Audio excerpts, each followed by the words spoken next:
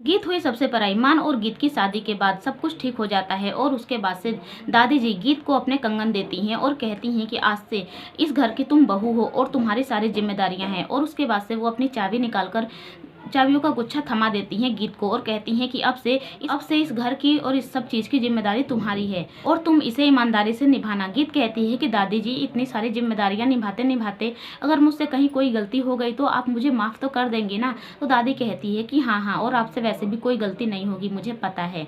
और दादी गीत को गले लगा लेती हैं। उसके बाद से गीत अपने कमरे में चली जाती हैं। वहीं इधर जब गीत के कमरे में आ रहा होता है तो सब लोग उसके छेड़खानी करने लगते हैं, उसकी खिंचाई करने लगते हैं और कहते हैं कि मान सर इतनी भी क्या जल्दी है ये आपको गीत के कमरे में। और मान तो बस गुस्से में एटीट्यूड में देख रहा होता है, उसका मन तो होता ही है जाने का, लेकिन बस वो तो दिखावा कर रहा होता है कि हाँ मेरा मन नहीं है।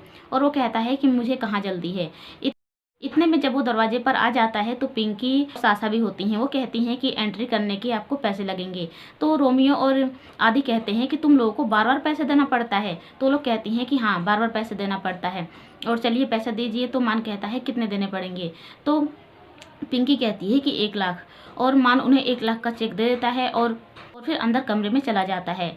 वहीं मान गीत के पास जैसे ही पहुंचता है तो मान कहता है कि क्या जो मुझे फील हो रहा है वो तुम्हें भी फील हो रहा है। तो गीत कहती है कि हाँ। उसके बाद से मान उसके पास बैठ जाता है और उसके गहने सारे हटाने लगता है। तभी दोनों के बीच काफ़ी सारा रोमांस देखने को मिलता है। तभी मान को याद आता है कि गीत प्रेग्नेंट है। जैसे ही वो गीत के पेट पर हाथ रखता है कि गीत तो प्रेग्नेंट है और वो फिर गीत से कहता है कि गीत मैं बहुत ज़्यादा थक गया हूँ और मुझे बहुत ज़्यादा नींद आ रही है, मैं सोने जा रहा हूँ।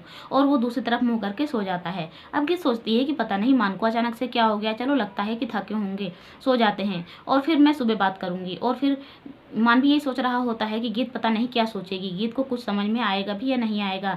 और फिर सो जाता है और इधर गीत भी सो जाती है।